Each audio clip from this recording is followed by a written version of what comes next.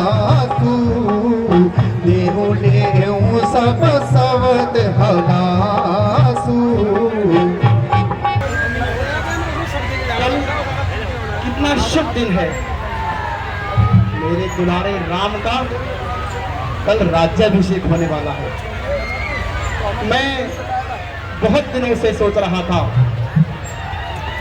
कि राज्य का और प्रजा का भार, ये मुकुट कब मेरे सिर से हल्का होगा।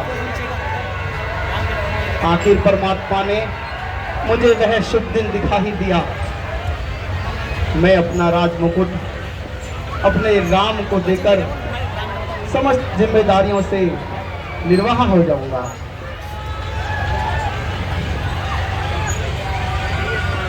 हे परमात्मा, तेरी असीम कृपा है।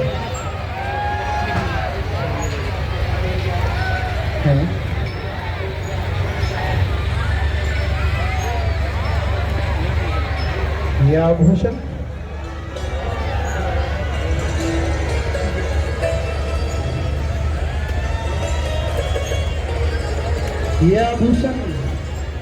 यहाँ कैसे बिखरे पड़े हैं?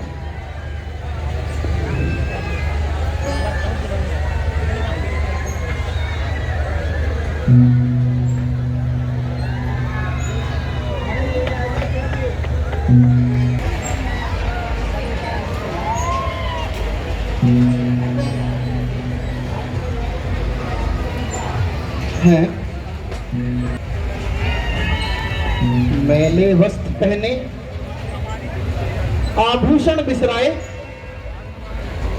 बाल बिखेरे, किस दशा में लौलीन है। ओह परमात्मा, ये कोप भवन में लेटने का कौन सा दिन है?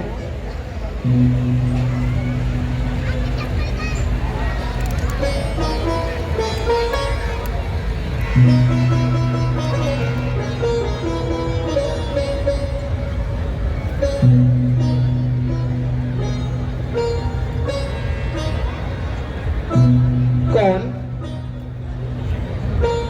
ओ प्यारी, तुम हो? बतलाओ, बतलाओ, इस शोकजनक अवस्था का कारण बतलाओ।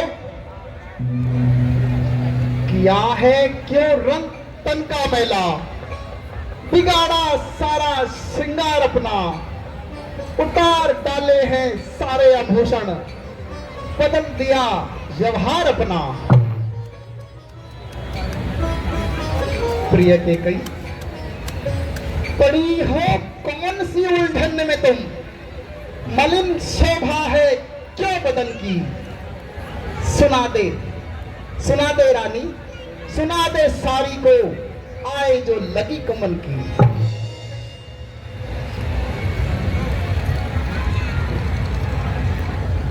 रानी,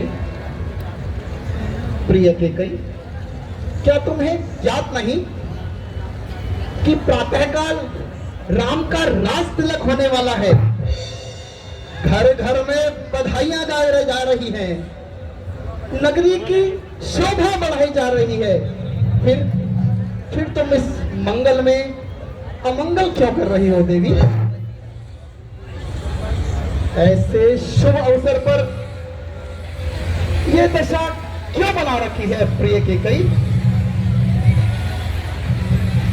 है प्राण प्रिय, है यह क्या? बोलो तो रंग बेढंग क्यों है? बेवक्त फूल से मुखड़े का हो रहा मलिन रंग क्यों है? जिन आंखों ने हो त्रास दिया, वो आंखें फुड़वा दूंगा मैं। जो जिह्वा कड़वा बोली हो, वो जिह्वा कटवा दूंगा मैं। लटके मोती क्यों बिखरे हैं, मन मार मार क्यों मचना है। पड़ गई रेख उलझन में क्यों, का कुल रंग बदला है। प्रिय कैकेयी, क्यों कोप भवन में लेटी हो, क्यों भारी तुमको पल पल है। जो तुम्हें प्राण से प्यारा है, उसका अभिषेक दिवस कल है। महारानी, महारानी कैकेयी, उठो उठो, 16 श्रृंगार करो, क्यों धूल धूसरित हो रानी। क्या संकट है, क्या पीड़ा है, क्या इच्छा है, बोलो रानी। बोलो रानी, बहुत प्यारी, किस दशा में लोली। मैं तुम्हारी होती हूँ, क्यों मुझे सताने आए हो, क्यों मुझे सताने आए हो। मन में रखते हो स्वार्थ भाव, प्रत्यक्ष जताने आए हो।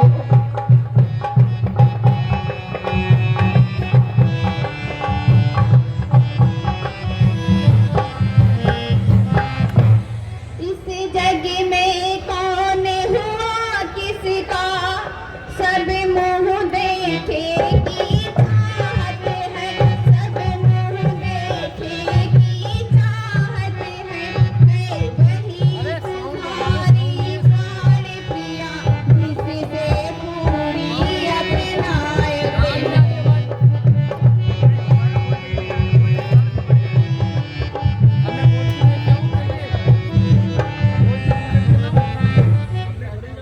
तुम कहते हो मांगो रानी, वह जान मान पर मिटती है, वह जान मान पर मिटती है।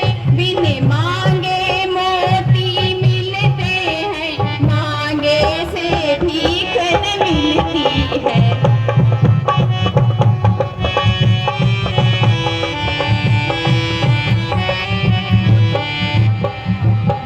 अच्छा जो मांग शीश पर है, देखिए मांग क्या देती है, देखिए मांग क्या देती है। बिन मांगे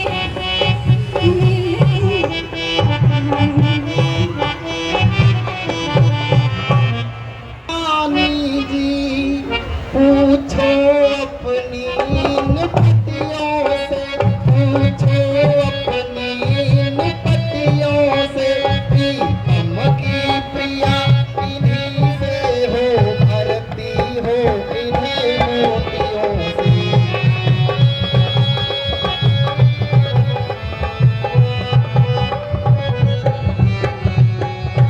ऐसे वैसे से मत मांगो, मांगो उससे जो पूरा हो, मांगो उससे जो पूरा हो। जो सदा मांगता प्रेमी हो, जो सदा बांटता सच्चा हो।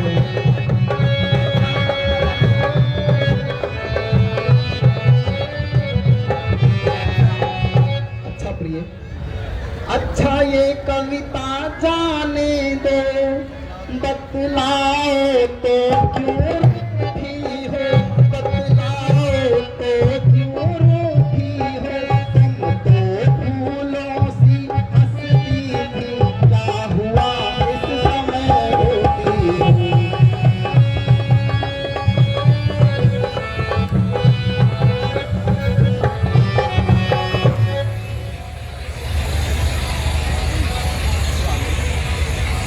स्वामी, हाँ जी, स्वामी, स्वामी तुम मेरे स्वामी हो, मेरा मन रखने वाले हो, रघुवंशी हो, सत्यवादी हो, प्रण पालन करने वाले हो। राजेंद्र धर्म है पुरुषों का, जो कहते हैं सो करते हैं। प्रणवीर वही कहलाते हैं, जो प्रजा पे अपनी मरते हैं। चाहे हो जाए मित्र शत्रु, चाहे संसार पलट जाए, सर कट जाए तो कट जाए, पर वजन नहीं जाने। बिल्कुल रानी। कुछ ध्यान तुम्हें है, तुम पर है। मेरे दो दो वरदान प्रभु, वही धन मेरा लौटा दो। बनते हो ये धनवान प्रभु। चौदोवर कई तुमने अपने 2 वरदान धरोहर मानकर हमारे पास रखे थे और वो कभी आपने मांगे ही नहीं। तुम तो जानती हो प्रिय, मेरा भूल जाने का स्वभाव है। देखो व्यर्थ ही हमें दोष ना दो। चाहे 2 वर के बदले 4 वर मांग लो प्रिय। विश्व विदित है रघुकुल रीत सदा चली आई, प्राण जाए पर अचल न जाए। महाराज, व्यर्थ है सब नकली जोश। वक्त पे बड़े हो जाते हैं खामोश। कुछ क्रोध नहीं, अपमान नहीं करती हूँ मैं, कुछ उपहास नहीं। सच तो है हे रघुवंशी, पुरुषों पर विश्वास नहीं।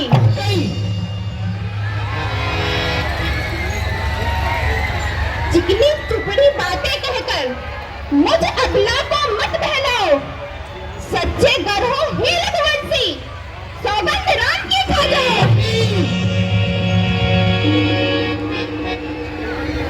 कैकेयी, ये तुमने क्या कह दिया? राम की सौगंध? आकाश के तारे चाहे पृथ्वी पर बिखर जाए, पृथ्वी के जीव चाहे आकाश में चले जाए, मणिक समुद्र में हो, पहाड़ों पर मगर जाए, पर हम वो नहीं जो बात से अपनी मुकर जाए। परमात्मा गवाह है, अनुचित नहीं होगा। रघुकुल नरेश दशरथ पद से विचलित नहीं होगा। सौगंध सहित वो सुनो, यह मेरा कथन है, यह वीर प्रतिज्ञा है मेरी और क्षत्रिय का वचन है।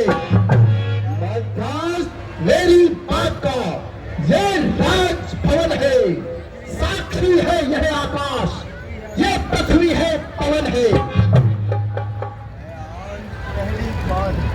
ध्यान पहली बार ही उस पवन नाम की खाता हूं तेरे सामने सौगंध राम की।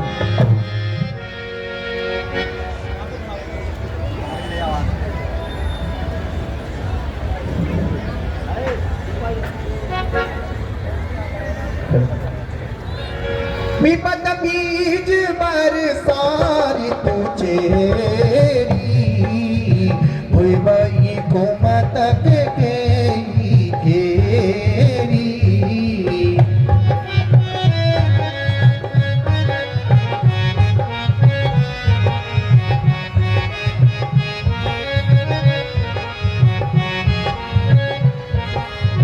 पाई का पट जल अंकुर जामा,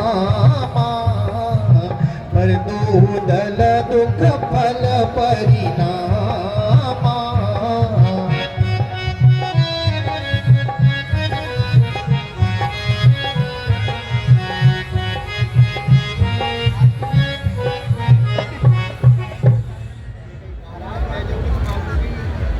महाराज, आज मैं जो कुछ भी मांगूंगी मुझे अवश्य मिलेगा। निसंदेह मिलेगा रानी। क्या आपको अब भी कोई संशय है? नहीं महाराज, बस ऐसे ही पूछ लिया। तो सुनो, प्राणपति प्राणनाथ, हाँ मैं फाती आज मांगती हूँ। बिल्कुल रानी। कौशल्या नंदन के बदले निज सुत का राज मांगती हूँ।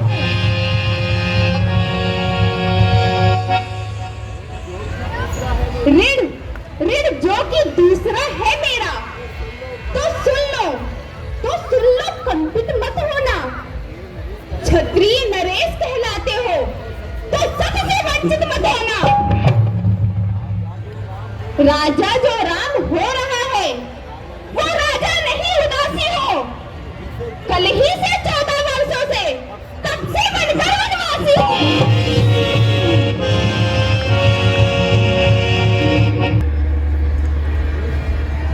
प्राणेश, प्राणेश प्यार सच्चा है तो रानी के सम्मुख मुख खोलो। रणवीर अगर कहलाते हो तो बोलो एवं मत बोलो। ऐसा ना कहो रानी।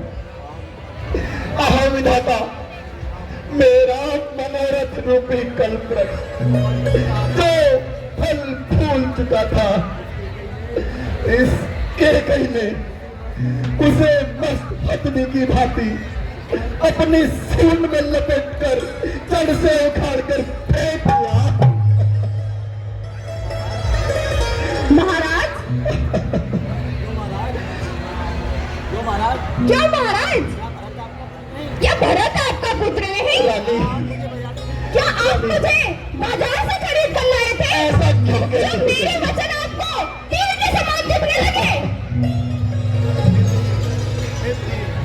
हे प्रिय, तुम ऐसे वचन क्यों कह रही हो? मैं शंकर को साक्षी मानकर कहता हूँ कि राम और भरत मेरी दोनों आंखों के तारे हैं। प्रिय, प्रिय मैं प्रातः काल भी भरत को दूत देकर केकईपुर से बुलवा लूंगा प्रिय, और शुभ मुहूर्त देकर उसे रात भी दे दूंगा। परंतु परंतु राम के साथ ऐसा अन्याय न कर रानी। सब पुत्र पिता को है समान, और तू भी ये बात जानती है। मुझे एक से राम भरत ये त्रिभुवन नायक साक्षी है। पहला वर जो मांगा तूने, अरे वो नहीं हुआ है, और मुझे मिल जाए राज्य भरत ही को उत्साह सहित स्वीकार मुझे। पर राम,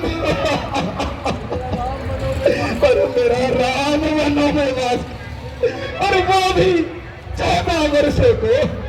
इसमें तुमने क्या सोचा है? मैं समझ ना पाया भेदों को।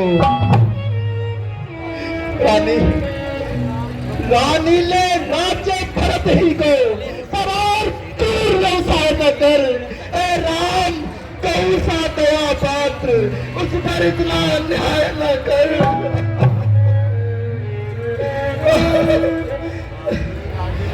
रानी, रानी, रानी ये तेरा पति जो तेरा पूज्य देवता है, इस समय पकड़कर पाँव तेरे बस इतनी भीख मांगता है।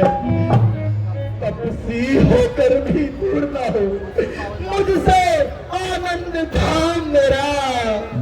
मेरी इन बूढ़ी आंखों के आगे ही रहे राम मेरा।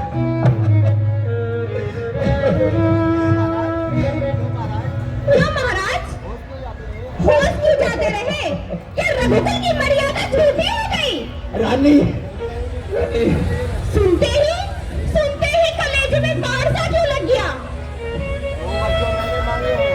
2 वर जो मैंने मांगे हैं, अब उनको बदल नहीं सकती। रानी। पड़ गई रेख जो पत्थर पर, धोने से निकल नहीं सकती। ऐसा ना कहो। हाँ, हाँ महाराज सुनो। हाँ, अगर हृदय आपका दुखता हो हाँ, हाँ, तो एक उपाय सुझाती हूँ। बताओ प्रिय। बूढ़ी आंखों के आगे ही वह रहे उपाय बताती हूँ। बताओ। अवधेश, अवधेश बात घर ही में है, कुछ पंचों में अपमान नहीं। तुम अपने मुख से ये कह दो, दूंगा पिछला वरदान नहीं।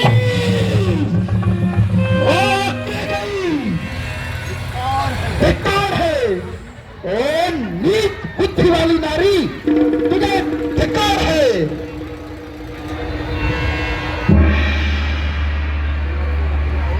ओ नीच बुद्धि वाली नारी, महिवर से हमें गिराती है। जो सत्य हमारा जीवन है उससे तू हमें गिराती है। हम सूर्य वंश की चादर में काली मां नहीं आने देंगे। अरे सुनती है, सर्वस्व दे देंगे पर वचन नहीं जाने देंगे, वचन नहीं जाने देंगे। क्या उलझन है, वरदान न दे तो धर्म हमारा जाता है, उस ओर राम बन जाता है, ये प्राण सिधारा जाता है। बस बस अब कर्तव्य तराजू में दशरथ का जीवन तुलता है। उस ओर धर्म का पाठ धरा, इस ओर प्राण का सौदा है। बेटे के प्यार, बेटे के प्यार तीर होगा। दशरथ इस समय धर्म पर है, ओ मोह पलायन है तुरंत, मेरा उत्थान कर्म पर है। ममता गर्क हो जा दिल में, दिल ठंडा हो जा पहलू में।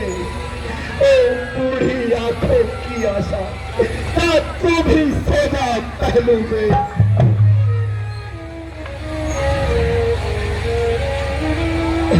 महाराज,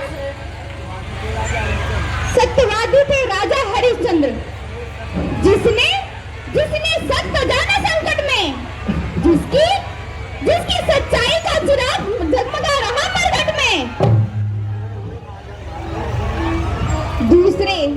दूसरे हुए महाराजा शिवी, जो नहीं सोचते थे अपना, रक्षा पर एक कबूतर की खुद मांस तोलते थे अपना।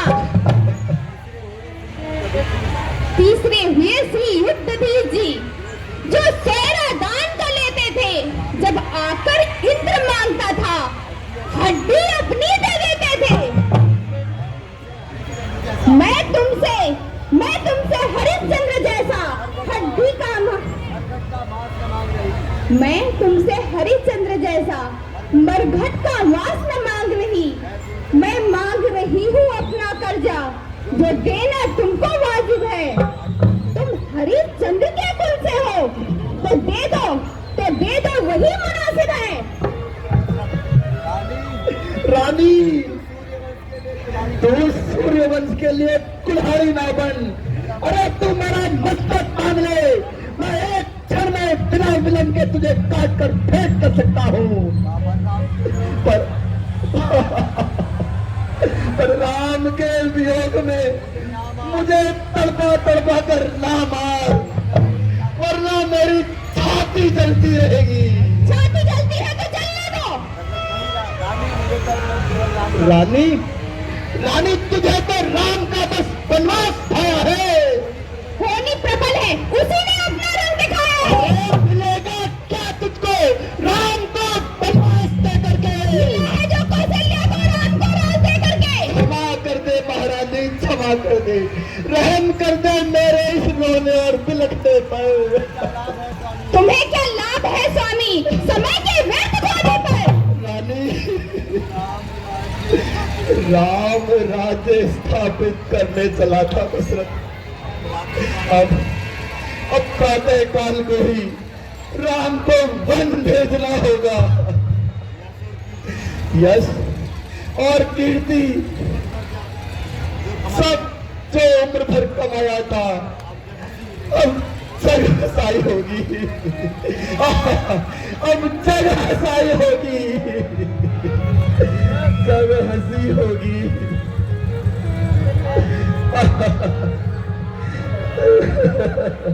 होई है वही जो राम रचि राखा, हो करी तरक बढ़ावई साखा।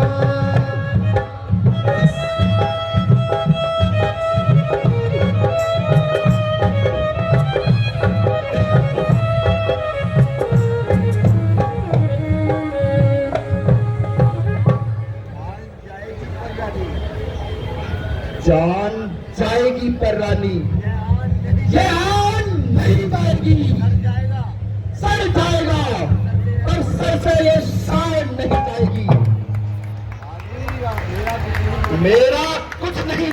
है। तू तो मुझको ललकार रही, रानी तू अपने हाथों से है आप कुल्हाड़ा मार रही। तू आज नहीं है आपे में, जिस दिन आपे में आएगी उस दिन अपने इस करने पर सिर धुन धुन कर पछताएगी। अच्छा जो होना होगा, उसकी ना मुझे चिंता अब है। मेरा तो जो कुछ भी है अब सब कुछ बलिदान धन पर है। रानी रानी आंचल पसार, अरे कर्जा ले और दान भी ले, ये राज भी ले, वनवास भी ले, ये वर भी ले और प्राण।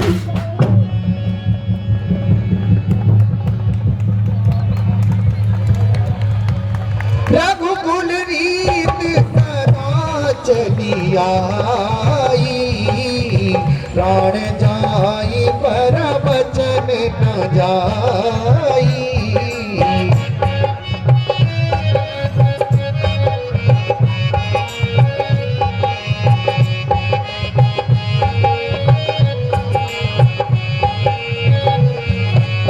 जो विधि पूरा मनोरथ काली, करो तो ही जग पुत्र आदि।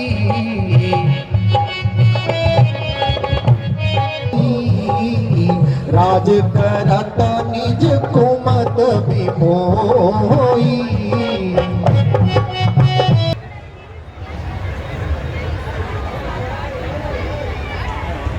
है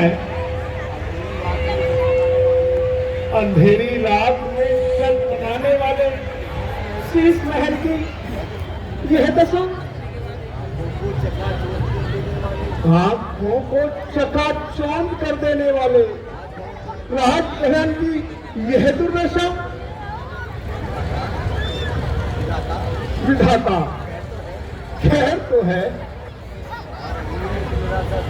छा रही है एक निराशा सी इस भरे घर बार पर, दे रहे अशुभ दिखाई भवन के आकार पर।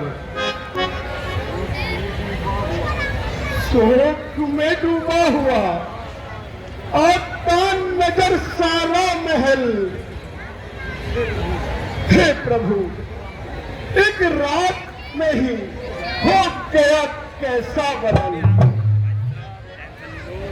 आपको मिलेगी एक एक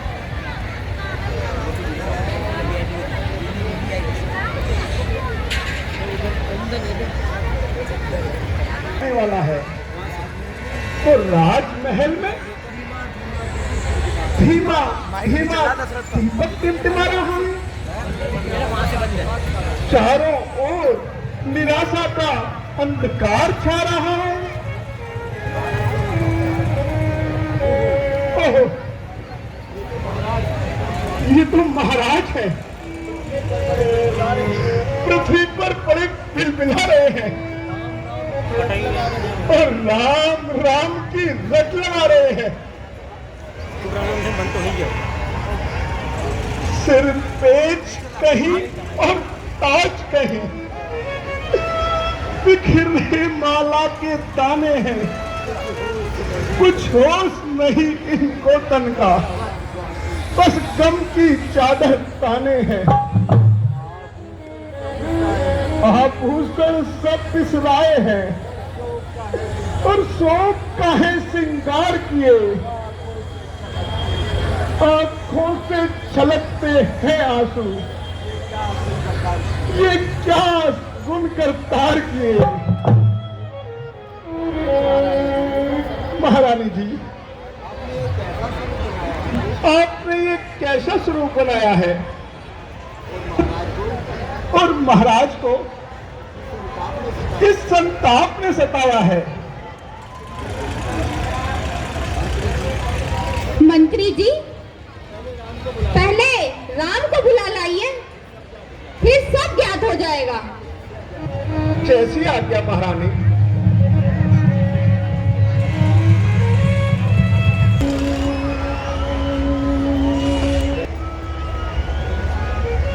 राम।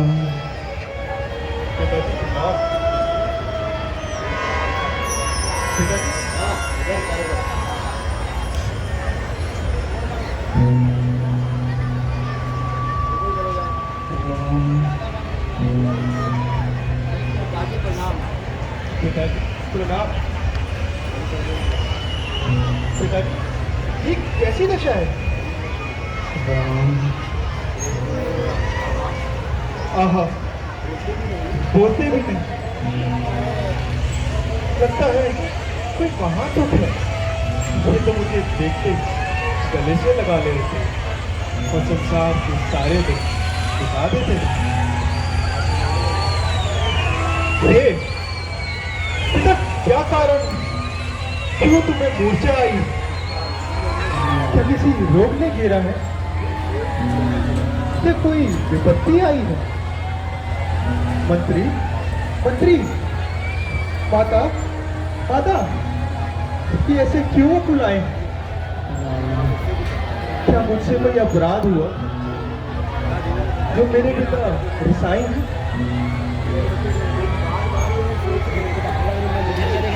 तुम बार बार यह सोच रहे, इस दुख ने इन्हें सताया है।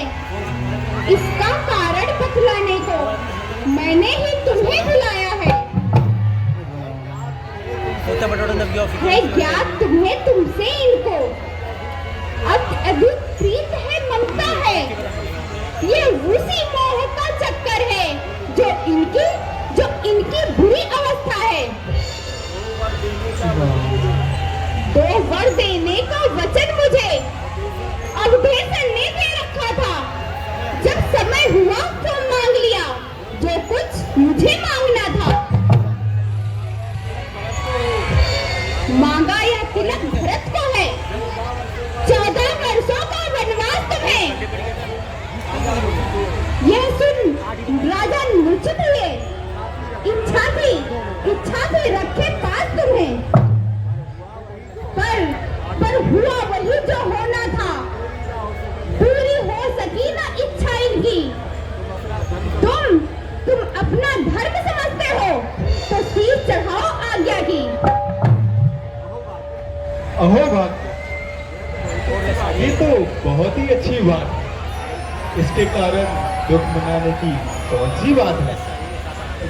बड़भागी में बेटा है जो पितु माँ का आज्ञाकारी है। माता, यदि यही आज्ञा तो जिंदगी पवित्र हमारी। हम इतने बड़े हैं फिर भी ये खेत सदा ही रहा मुझे। माता या पिता किसी ने भी तो यह देश हमें न दिया।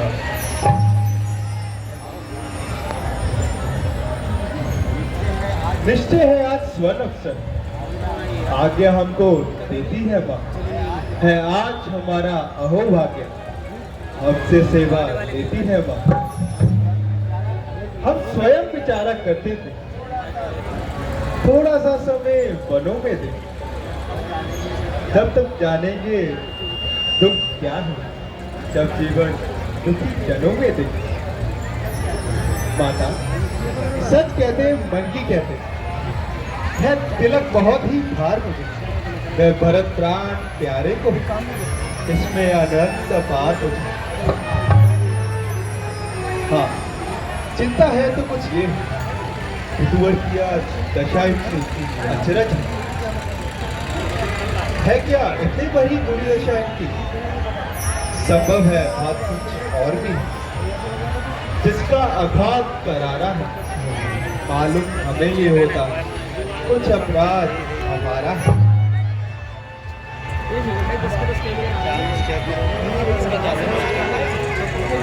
जितने क्षण यहाँ रहोगे यहाँ तुम, इनका संताप न जाएगा। वन जाओगे जब तलक नहीं, वह पश्चाताप न जाएगा। इस कारण अच्छा तो यह है, दुख और न इनको पहुंचाओ। जितनी जल्दी हट सकते हो इनके आगे से हट जाओ। तो क्या थोड़ी देर मुझसे कुछ स्वयं बात कर सकता था। नहीं बेटा, इन्हें अधिक कष्ट पहुंचाना ठीक नहीं है। बस बस तुम अपने पिता के वचनों को निभाओ और शीघ्र ही वनों को भगवे वस्त्र धारण करके चले जाओ। जैसी आज्ञा माता।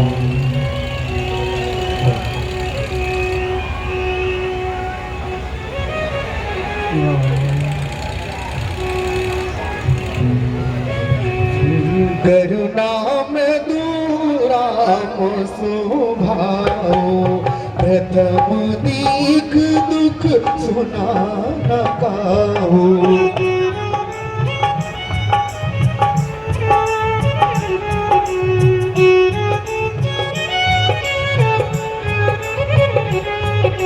तदपि धीर धरि सम हो विचारी। कितनी शीघ्रता से व्यतीत हो जाते हैं। राम के विवाह को 1 वर्ष बीत गया और मानो जैसे कल की ही बात हो। आज मेरा राम राजा बनेगा और मैं राजमाता। पर अभी तक मेरा राम आया क्यों नहीं? ओह, मैं भी कितनी पागल हूँ। वह तो राज के कार्य में व्यस्त होगा। मेरा राम आ गया। आओ पुत्र, आओ। चिरंजीवी भव पुत्र। आओ पुत्र।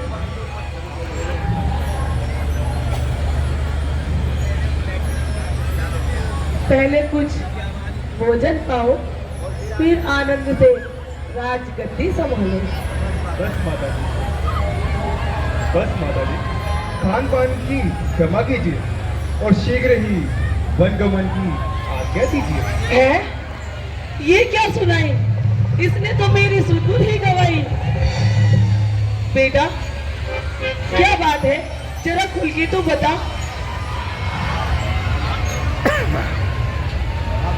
माता,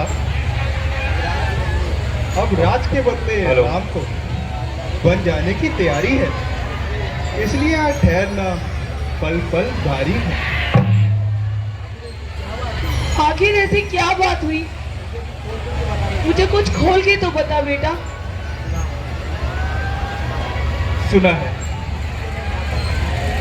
किसी समय माता केकई ने पिताजी से 2 वरदान पाए थे। सोई आज माता जी ने एक वरदान में भरत के लिए लाज तिलक और मेरे लिए 14 वर्षों का वनवास मांग लिया है। ये तू क्या कह रहा है बेटा?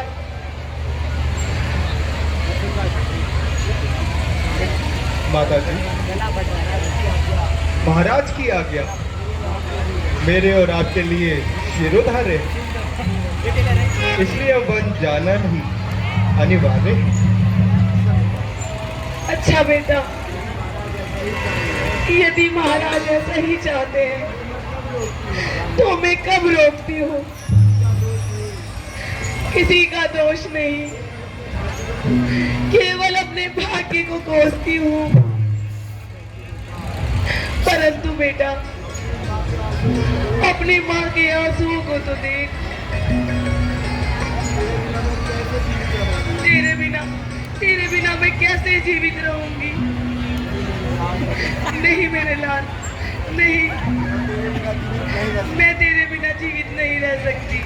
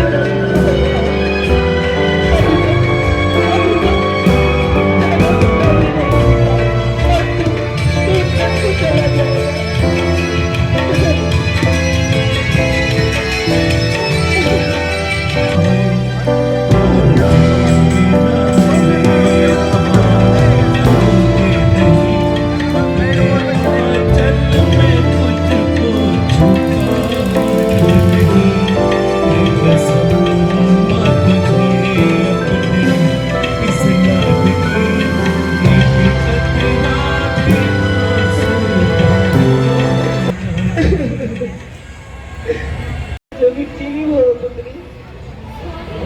ऐसी आज्ञा दे रही है। क्या बताऊं बेटी, कैसे बताऊं? मेरी बाड़ी में इतनी शक्ति कहाँ जो ये समाचार तुमको सुनाऊं। तो स्वामी आप ही बताइए, आप ही मेरी उलझन सुलझाइए। प्रिय, बात बहुत साधारण है। माता जी का दुखी होना व्यर्थ है। फिर भी जरा मैं भी तो सुनूं। प्रिय, किसी समय माता केकई ने महाराजा से 2 वरदान पाए थे। आज उन्होंने भरत के लिए राज सिंहासन और मेरे लिए वनगमन मांग लिया। बस इतनी सी बात है। माता जी, लज्जा को कैसे दूर करूं? यह तो नारी का कहना है, यह तो नारी का कहना है। पर माता आज्ञा देती है तो कहती है मुझो कहना है।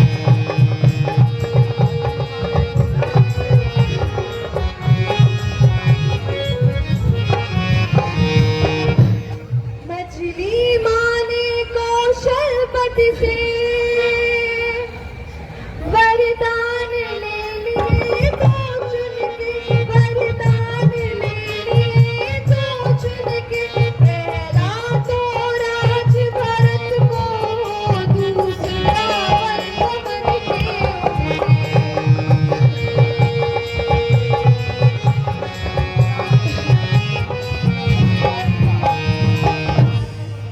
इस समय धर्म क्या है मेरा? क्या मुझको आज्ञा है माता? क्या मुझको आज्ञा है माता? मैं बन जाऊं या यहीं रहूं? क्या मुझको आज्ञा है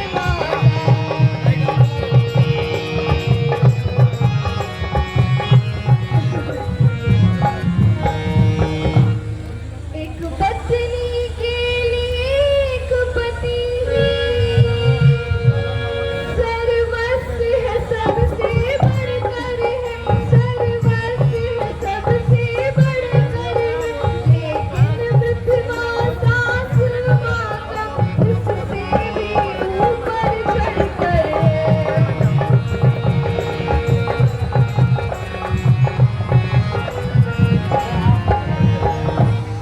है आप पूजनीय उनकी,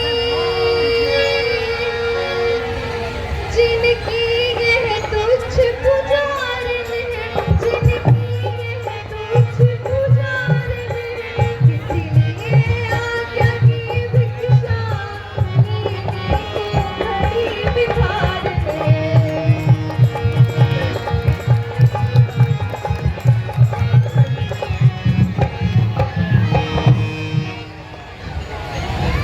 सीते, पिता जैसे मुझको वन में जाना ही जरूरी है। जवा से जो कहा उसका निभाना भी जरूरी है। निसंदेह स्वामी, अब तक जो कहा उसका निभाना जरूरी है, लेकिन साथ में दासी का जाना भी जरूरी है। प्यारी, तुम व्यर्थ हट करती हो। मेरे साथ दोनों में क्यों तुम करती हो?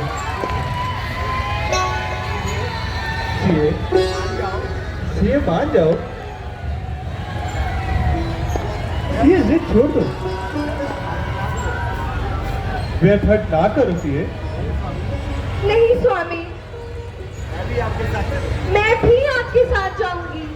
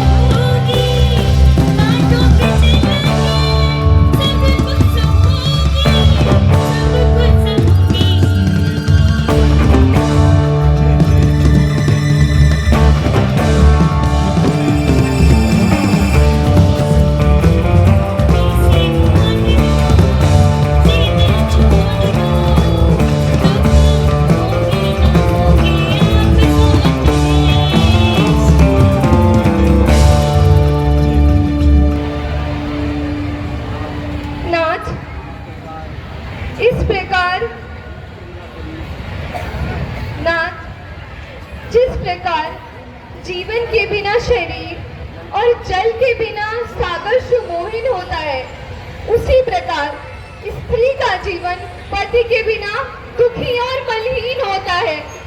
स्वामी, सच मानिए, अगर मैं आपके चरणों से अलग हो गई तो अधिक दुख पाऊंगी।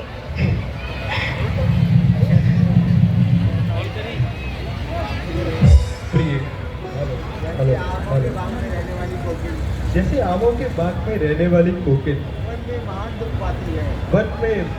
दुख पाती है, उसी प्रकार राजभवन को छोड़कर सुंदर स्त्री भी पछताती है। बेटा, ये कदापि नहीं मानेगी। जानकी अपने पतिव्रत धर्म का पालन अवश्य करेगी। इसलिए बेटा, इसे भी अपने साथ ले जाओ। उपकार माता, महाउपकार। हेलो हेलो,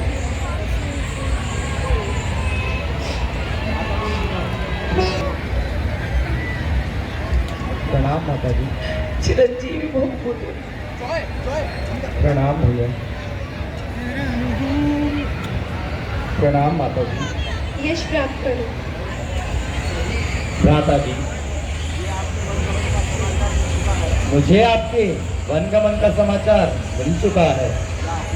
क्या अकेले ही जाने का विचार है? नहीं भाई, जानकी भी हमारे साथ चलने को तैयार है। और ये सेवक हमें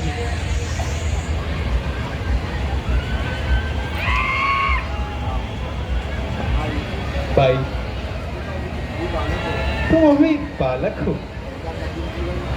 वन का कठिन जीवन कैसे बिताओगे? राजभवन को छोड़कर महान दुख पाओगे। इसलिए मेरा कहना मानो और माता पिता की सेवा में अपना जीवन बताओ। महाराज,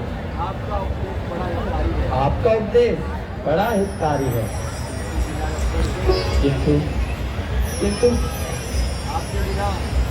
किंतु आपके बिना लक्ष्मण का अयोध्या में रहना बड़ा भारी है। हे नाथ, मेरे तो माता पिता, बंधु सखा, स्वामी व रक्षक आप ही हैं। इन्हीं चरणों की सेवा में मुझे आनंद होना है। यदि तुम हो तो सब कुछ है, नहीं तो सब कुछ सुना है। लक्ष्मण, पिताजी और माता केके की क्या आज्ञा हमारे लिए शिरोधार्य है, इसलिए उनके वचनों का पालन करना अनिवार्य है। वह कौन मांगने वाली है? जो मांग रही है राज तिलक, अधिकार जिसे है गद्दी का, उसको ही होगा राज तिलक। अन्याय अगर होता है तो चुप रहने में संतोष नहीं। वन जाने की भी का खूब रही, क्यों चाहे जब कुछ दोष नहीं। लक्ष्मण, शांत हो जाओ, ऐसा नहीं कहते। पिताजी की आज्ञा हम सबके लिए शिरोधार्य है।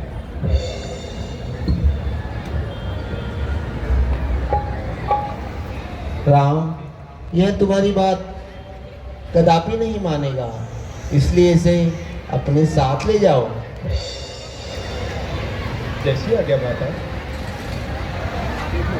देखो, वह भी तो एक माता है जो अपने को राज दिलाती है। सौतेले लड़के से लड़कर घर से वन भिजवाती है। इस और एक यह भी माता है। इस माँ की भी तो छाती है जो सौतेले की सेवा में अपने को बलि चढ़ाती है। भाई यदि तुम जाना चाहते हो तो जैसे तुम्हारी इच्छा।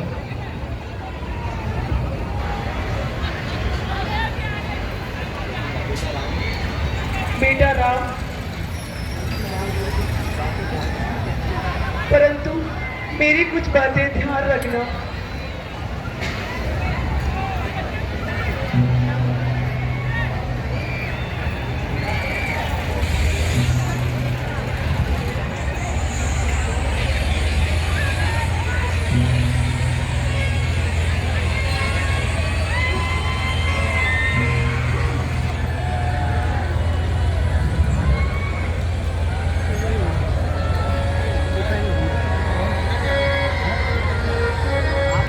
नसीहत मेरी मेरे बेटा, तू सुन ले नसीहत मेरी, तू अकेला अयोध्या को आना नहीं, तू अकेला अयोध्या को आना नहीं। पीठ देखी है तीनों की जाति दफा, तू अकेला मुझे मुँह दिखाना नहीं। पीठ देखी